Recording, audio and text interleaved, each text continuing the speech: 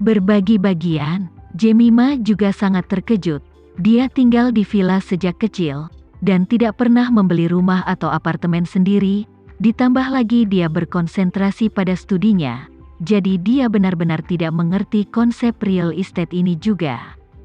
Baik, dan meskipun area umum adalah penemuan hebat Hong Kong, konsep ini telah dihapuskan 10 tahun yang lalu.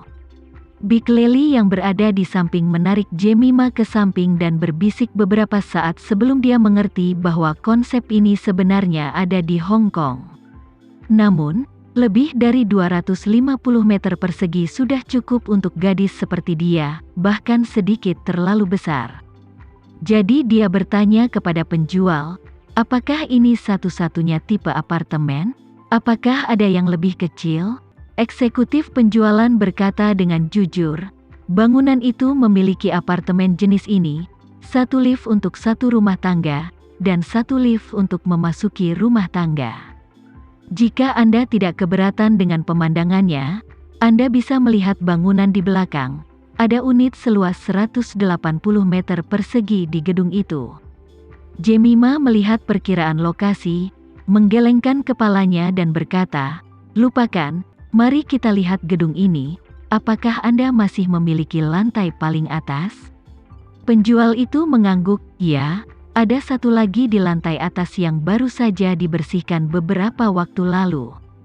Dia membayar deposit sebesar 2 miliar. Tetapi pinjaman itu tidak disetujui, jadi dia melunasinya.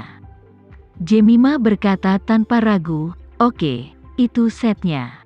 Wanita penjual itu bahkan tidak melihat apartemen semacam ini ketika dia melihatnya untuk pertama kali, jadi dia memutuskan untuk membelinya. Terlebih lagi, ini juga merupakan apartemen dengan harga lebih dari 65 miliar. Siapapun yang membeli apartemen semahal itu harus membaca detail adegan dengan cermat dan membandingkan serta mempertimbangkannya sebelum mengambil keputusan. Namun, bagi Jemima, dia tidak punya banyak energi untuk memilih dan membandingkan apartemen. Meskipun dia belum pernah melihat apartemen di sini, dia sangat puas dengan lokasi dan transportasinya. Selain itu, areanya cukup luas dan ukuran apartemennya juga bagus. Tidak ada yang cacat, jadi melihat situs yang sebenarnya adalah untuk melihat detail dekorasinya. Tetapi Jemima juga sangat jelas bahwa karena ini sudah menjadi real estate terbaik di Jakarta, jika dia tidak menyukai tempat ini, dia akan lebih meremehkan tempat lain. Jika demikian, mengapa repot-repot membuang waktu dan membuat perbandingan? Pramuniaga itu mau tidak mau berkata, Nona, mengapa saya tidak mengajak Anda melihatnya? Lagi pula, nilainya lebih dari 65 miliar. Lely yang berada di samping juga berkata, ya, Nona Jemima, kemarilah. Ini dia, mari kita lihat. Jika ada yang ingin disesuaikan dari segi tata letak dan detailnya, Anda bisa memberikan arahan secara umum. Jika Anda perlu menemukan dekorasi interior, kami dapat menghubungi seseorang. Jemima berkata, favoritku adalah lantai atas. Penjualan mengatakan hanya ada satu set, jadi aku khawatir seseorang akan mendahuluinya. Lely berkata sambil tersenyum, jangan khawatir, Nona, apartemen di sini tidak terlalu sempit. Pramuniaga itu sendiri berkata, ya, Nona, ada cukup banyak orang yang melihat apartemen kami, tetapi harga unitnya memang terlalu tinggi. Sejujurnya, tidak mudah untuk menjualnya. Mari lihat, hanya butuh 10 atau 20 menit. Anda dapat yakin tidak ada masalah setelahnya. Dan jika Anda tidak menyesalinya, kami dapat kembali dan menandatangani kontrak dan membayar deposit. Jemima menggelengkan kepalanya dan berkata dengan tegas, bahkan jika sulit untuk dijual, ini adalah satu-satunya cara, meskipun hanya ada 1% kemungkinan untuk direnggut. Itu juga berisiko. Saat dia berkata, dia bertanya kepada penjual, jika saya mengambil apartemen sekarang, berapa yang harus saya bayar? Saya dapat mengambil apartemen terlebih dahulu dan kemudian pergi untuk melihatnya bersama Anda. ini. Melihat desakannya, penjual dengan cepat berkata, "Jika Anda memiliki dana sekarang, maka Anda dapat mengunci apartemen hanya dengan membayar deposit niat 2 miliar, sehingga Anda 100% yakin bahwa tidak ada orang lain yang akan mampu membelinya." Saat dia berkata, dia melanjutkan, "Namun, jika Anda mengunci daftar tetapi tidak membelinya pada akhirnya, kami akan mengurangi 10% dari setoran niat. Dapatkah Anda menerima ini?" "Tidak masalah," Jemimah berkata tanpa berpikir. "Gesek kartunya sekarang." Penjual sangat gembira, dan dengan cepat menunjuk ke ruang VIP dan berkata, "Nona, tolong lewat sini." Jemimah mengikuti pramuniaga itu ke ruang VIP, dan begitu pintu ditutup, seorang pria paruh baya bertopeng masuk. Pramuniaga lain segera melangkah maju dan berkata dengan hormat, "Halo, Pak, apakah Anda ingin melihat rumahnya? Saya bisa langsung pindah dengan tas." Semakin besar rumahnya, semakin baik. Penjual itu terkejut ketika mendengar ini, dan mau tidak mau berpikir, mungkinkah ada semacam angin yang membawa dewa kekayaan ke sini hari ini?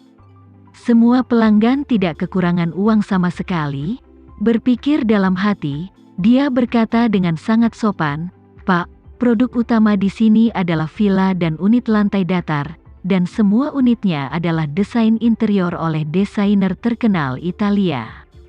Dan semua bahan dekorasi juga diimpor dari Italia, semua peralatan rumah tangga juga diimpor dari Jerman, dan furniturnya diimpor dari Prancis dan Italia." Pria paruh baya itu bertanya lagi, "Bisakah orang Jepang membelinya? Apakah kau memiliki kebijakan pembatasan pembelian?" Pria paruh baya yang berbicara adalah pelayan setia Ito Yuhiko, Tanaka. Dia diperintahkan oleh Nanako untuk datang ke Jakarta lebih cepat dari jadwal, hanya untuk membeli rumah pertama untuknya. Namun, dalam beberapa hari terakhir, dia telah mengunjungi banyak area villa, dan dia juga melihat banyak villa yang dijual. Perangkat keras villa jauh dari yang diinginkan Nanako. Untuk Nanako, dia menyukai rumah bangsawan Jepang kuno yang dalam. Meskipun Jepang memiliki wilayah yang kecil dan banyak orang, rumah para bangsawan Jepang ternyata sangat besar. Namun, rumah semacam itu langka di Indonesia modern, dan sangat sulit ditemukan di Jakarta. Selain itu, meskipun rumah sebesar itu dapat ditemukan, sebagian besar rumah ini dalam keadaan rusak, dan beberapa villa super besar didekorasi dengan gaya Eropa yang berlebihan. Dekorasi gemilang semacam ini bukanlah ikan atau unggas, semua detail digunakan untuk menonjolkan satu inti, yaitu, kita kaya. Oleh karena itu, Tanaka melihat sekeliling, tetapi tidak dapat menemukan rumah yang dapat memuaskan Nanako. Namun, hari ini sudah tanggal 4 Agustus. Tinggal 1 hari lagi sampai Nanako tiba di Jakarta besok. Jika dia tidak dapat menemukan rumah yang cocok, setelah Nanako dan Ito Yuhiko tiba, mereka harus menginap di hotel. Jika demikian, Tanaka tidak akan melakukan apa-apa dalam beberapa hari terakhir ketika dia datang lebih awal. Andara adalah harapan terakhirnya. Meskipun dia tahu bahwa Tama tinggal di komunitas ini, wanita itu tidak ingin tinggal terlalu dekat dengannya, tetapi saat ini benar-benar tidak ada pilihan lain yang baik. Penjual menjawab saat ini, orang asing memerlukan sertifikat tempat tinggal 1 tahun di Indonesia untuk membeli, tetapi jika perusahaan membeli, tidak ada batasan seperti itu. Tanaka mengangguk dan berkata kepada penjual, "Kalau begitu tunjukkan villanya. Ayo pergi, minta ukuran unit terbesar." Penjual itu berkata dengan nada meminta maaf, "Maaf Pak, semua villa kami sudah terjual habis sekarang, dan yang tersisa hanyalah unit-unit datar." "Terjual habis?" Tanaka bertanya dengan marah. "Apakah ada set tambahan? Atau apakah Anda memiliki pemilik yang menjualnya kembali sekarang?" Penjual menjelaskan, "Sudah habis Pak, sekarang masih banyak pelanggan yang ingin membeli villa kami, tapi tidak ada pemilik kami yang tertarik untuk berpindah tangan." Jika Anda bersedia menunggu, Anda bisa menunggu sedikit lebih lama. Jika ada berita, saya dapat memberitahu Anda sesegera mungkin. Tanaka berpikir sejenak, membuka mulut dan berkata, "Lupakan saja, saya tidak bisa menunggu terlalu lama. Anda harus memperkenalkan apartemen 1 lantai terbesar Anda kepada saya." Penjual mengangguk, menunjuk ke gedung, dan berkata kepada Tanaka, "Pak, kamar suite berada di gedung raja, dengan pemandangan indah di sepanjang sungai dan ukuran apartemen terbesar." Tanaka tahu bahwa wanita itu suka diam, jadi dia bertanya tanpa ragu, "Apakah ada kamar di lantai paling atas?"